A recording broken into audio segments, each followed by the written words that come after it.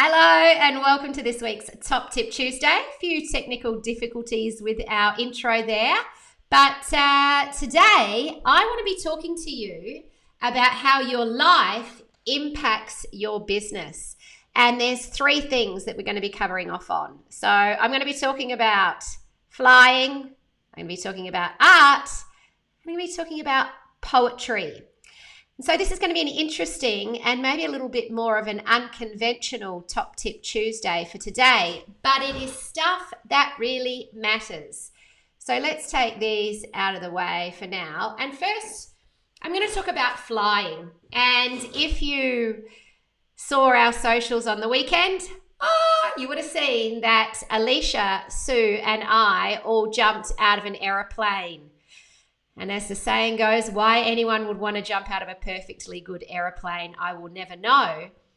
But I have to say, there's something incredibly exhilarating about living the kind of life where you tick things off your bucket list, you face your fears, and you take on bigger and greater and richer and deeper experiences.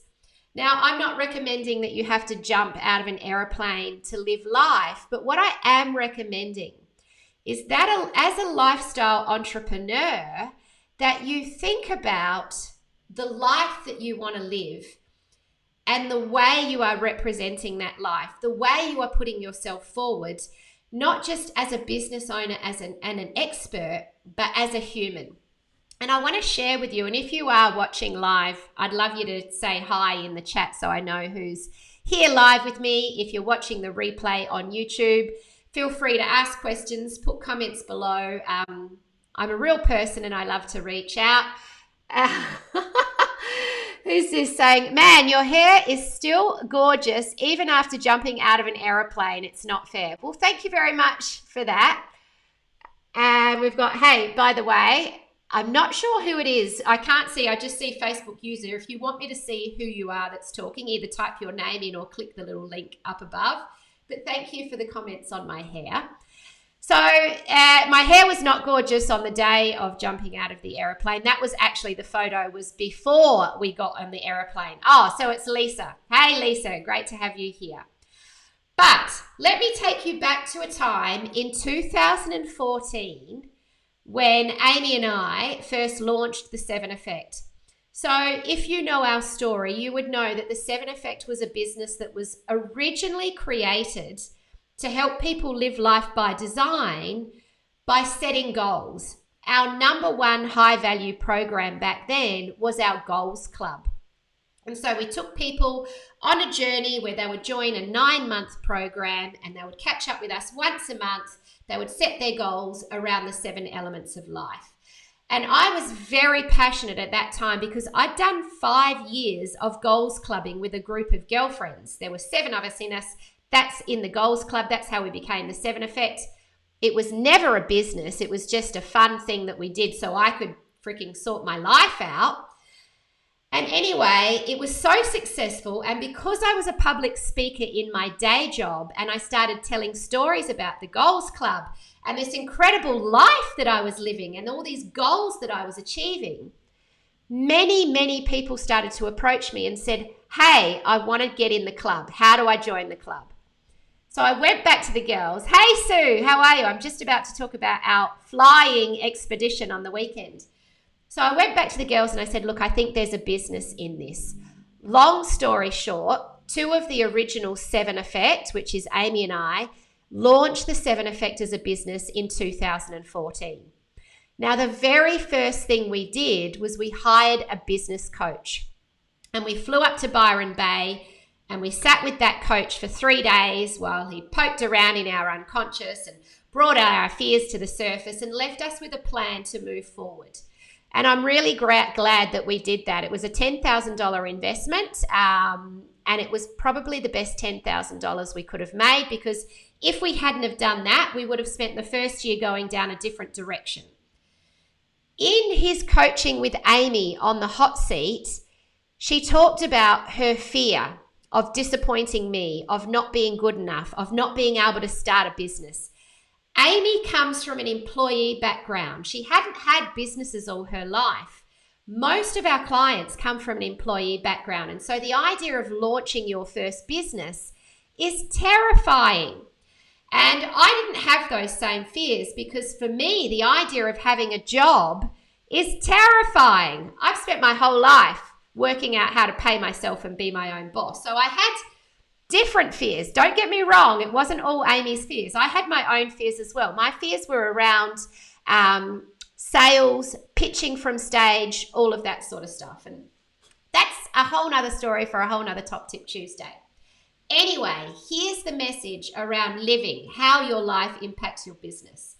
Our coach, Jeffrey, said to Amy, your job, Amy, no, not your job, but your mission from this day forward is to live a great life. That is your job in your business. You need to live a great life and you need to share yourself living that great life with your community, and you need to inspire them to do the same thing.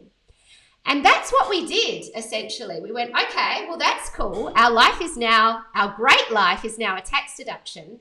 And our entire business was around engaging with the 7 elements of life: the brain, mindset, the body, physical health and fitness, being, our environment, the home, love, our relationships, time, money, and then passion. I think I got all 7 there. And so basically we set about doing that. And what was really great about that was people started to watch and follow us sharing our personal goals, us talking about Goals Club, us talking about facing our fears. And the interesting thing is, more and more people came out of the woodwork, not because we were pitching anything, not because we were selling anything, but because we were publicly living an extraordinary life. And so when we jumped out of the aeroplane on Saturday, Sue, Alicia, and I, a big part of that was me facing my fears and conquering things. But another big part of that was us demonstrating that, you know what? When you follow your dreams, you can start to do things that once seemed impossible. And you can start to live this incredibly amazing life. And the reason we did that jump is because Alicia bought it for me for the 7th birthday. And when she did, I said, well, there's no freaking way I'm doing this alone. I'm buying you and Sue a ticket. They were my wing women at the 7th birthday party. And the 3 of us did it together. Now, what's really great about that is from a social media perspective, yes, it gets lots of engagement. People are very encouraging. But it's not just the jumping out of an aeroplane, but it's all the little things that I've done over the years to fly free in my life. It's the 2 months in Bali. It's the trip to Africa. It's the buying the Life Design Studio. It's building a team. It's showcasing clients. It's hosting Freedom Fest. And it's all these little personal goals. It's doing a renovation around the corner in our house with Jason. And so living your life and sharing, you don't have to air your dirty laundry, but sharing parts of that inspire your community are very, very beneficial. In fact, when we restructure the Lifestyle Business Builder in 2022, it's being rebranded as the Lifestyle Entrepreneurs Academy. We are taking all 50 students for that year on board at one time. They're all going to start together and they're going to go through the same curriculum at the same time. If you are already members, you can absolutely join the party and come on that journey. But basically, we've decided to go right back to all starting at one time and all going on the same journey. The first term of our entire curriculum is focused on you living your life. And that means finding out what your metaphorical fears are, whether it be heights and jumping out of an aeroplane, public speaking, touching a spider, whatever it is, we're going to draw those things out of you. And we want to have you just start living more visibly, showing up online and inspiring people by you just simply living your life. And the reason this is so effective, and it's really fun if you have fun doing it, is what will happen is people will watch and follow sometimes for weeks, sometimes for months, and sometimes for years. And they'll come out of the woodwork when you host a webinar or you do something and invite you into their into your program, and they'll say, you know what, I've been following you for years and I keep watching your life getting better and better and better, and I want that. And the amount of people that have joined our programs and said that to me because they met me back in 2014 and had watched the journey unfold is phenomenal. So what I want you to know is the first top tip for you is to find your way to flying free.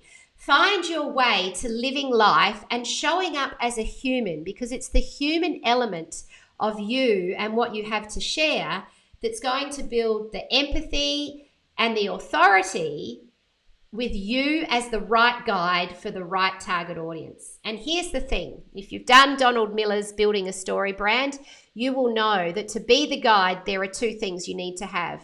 Number one, you need to demonstrate empathy. I know what it's like. I'm a human. I've got fears too. And empathy comes from what you really want for your community and the people around you. So empathy builds trust. The other thing that you must have, though, is authority, because authority earns respect. And the authority is you showing up, runs on the board, making shit happen, getting stuff done, being accountable to a community. So that's my first top tip for you, is find your flying free strategy and start living your life in a public way. And if you're already in the Lifestyle Business Builder program, make sure you get involved with term 1 of 2022, because we've got a lot of fun strategies in store for you where we're going to set you challenges that are involved with your life, but what they're subtly going to do is position you as the expert. So that's the first thing I want to talk about. The second thing I want to talk about is art. And I want to give you a top tip, which is to get your hands on a copy of this book, Seth Godin's The Icarus Deception. I think that's back to front, actually, because it's reversed. But basically, I'm a huge fan of Seth Godin, and he says that really we should look at our work not as work, but as art. As a pottery artist by trade and someone who's spent most of her business life making crafty things, pottery, drums and percussion instruments, and selling them at craft markets and festivals, I love the idea that our work is our art. As someone who also believes in going deep with a few things rather than skimming the surface with many, I love the idea of the mastery of your craft or your art. And so in this book, Seth Godin talks about the Icarus Deception, and the Icarus Deception is actually, Sue, this is one for you. You're probably familiar with the Icarus fable. It's a Greek story, I think, back in the times of the Greek gods, that Icarus, is he a god or is he a bird? Anyway, he's a flying thing. And the story is that Icarus flies too high. And the moral of the story is don't fly too high, don't get too close to the sun. If you're too big for your boots, you will burn yourself out. But the problem with this is the common version of the Icarus fable that we grow up with, or that some people know of, is they don't talk about the cost of flying too low as well. So which is part of the original fable, if Icarus flies too close to the ground, he gets weighted down with gravity. Oh, look, we've got Marianne joining us as well. Hello, Marianne. Thank you for being here. And life becomes stagnant and sluggish. Sue is familiar with the Icarus story. And so the real magic is finding that sweet spot where you are high enough to gain momentum, but low enough to not get burned or over combust yourself. And I just wanted to read for you a little bit about the essence of this book, because my top tip for you is to look at your practice as your art. So for example, Sue's art is coaching women to ignite that spark. And so when she thinks about that as an art, we think, what are the flints that she needs to have to ignite that spark? And how does she flame that fire when a woman's spark begins to ignite? And what are all the masterful and artful things that Sue can do in her craft of coaching to really have women relight their life, reconnect with their truest essence and become the woman that they want to be. That would be Sue thinking of her work as a true artist. When you think about it like that, it's very compelling to just do the stuff. Marianne, our genes expert, the nutrigenomics wizard here, looking at decoding your genetic blueprint and then matching that up with the right foods and nutrition is an art and a science. But if Marianne comes to that as not just a clinical nutritionist, but a true artist in the form of healing, because healing is an art, and healing from chronic illness that has held people back, captive for years, we start to step into that space with a whole different energy. And so to fire up the artist in you, I wanted to read the back of this book from Seth Godin. Art is frightening. Art isn't pretty. Art isn't painting. Art isn't something that you hang on the wall. Art is what we do when we're truly alive. If you've already decided that you're not an artist, it's worth considering why you made that decision and what it might take to unmake it. If you've announced that you have no talent in anything, then you're hiding. Art might scare you, art might bust you, but art is who we are and what we do and what we need. An artist is someone who uses bravery, insight, creativity, and boldness to challenge the status quo. And an artist takes it, all of it, the work, the process, the feedback from those we seek to connect with, they take all of that personally. Art isn't a result, it's a journey. The challenge of our time is to find a journey worthy of your heart and your soul. I love this because for me, the businesses that we help people build are an expression of their art. The work that you do is your art. My job as your business coach is to help you bring that art to life and then master the skills, the craft of whatever it is you do to help that art, your work, impact the people around you. And so my top tip for you, number 2 for this Tuesday, is to embrace both the art and the science of the work that you do and truly step into it as a bold, creative, insightful, brave artist that you are. Sue says, love that, a journey of the heart and soul. Absolutely, Sue. It is a journey of the heart and soul. All right, let's talk about my third top tip for this week, and it is around poetry. Bing! So for those of you that are in our free group, the coaching arena for lifestyle entrepreneurs, which you can find on Facebook, you may have seen a poem that I shared on the weekend by a man called John, what's his last name? Rodell, I think. Let me just share my screen with you. Okay, great. So this is up now. John Rodell, this is the guy. So Michelle Lewis shared a poem that was all about the heart and the head getting a divorce and the gut being the therapist that John's spirit would sometimes slip into to get counseling. Anyway, it's a beautiful poem and I shared it on my personal page. And I was so struck by John's words because at Freedom Fest, we talk about listening to your gut, which is day 1, living the life you want to do, you want to live. Day 2, following your heart, which is the courage and the bravery to be a leader and lead your movement.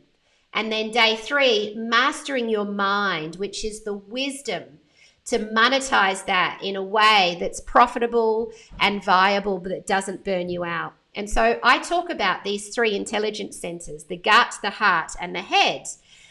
And Freedom Fest is all about really making the most of those 3 intelligence centers. So when I read John's poem about the head and the heart becoming divorced and how the gut was the psychologist and the advice was to actually do something completely different, which was to go and visit the lungs, it was a very, very cool thing.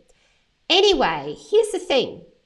I wanted to know more about the guy that wrote this poem because I thought it was so amazing. So I went onto his page and I read about him, and I read many more of his poems, and I shared a poem about softening rather than hardening. And it really struck me when I found it, because it was something that I shared with my partner, Jason, first, because he and I can become very hard with each other and very tough with each other.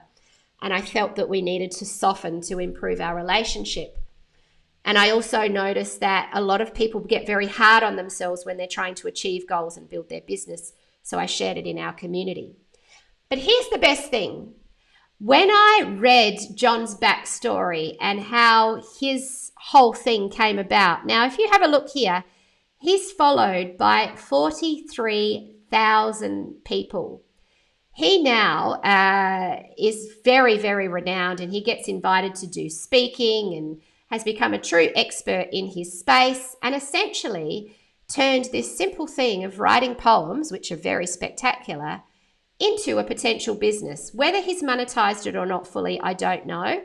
He may still be just hanging out in the space of influencing. What I do know is that he does get gigs as a speaker sometimes, and he has written a book called Hey God, Hey John, or something like that.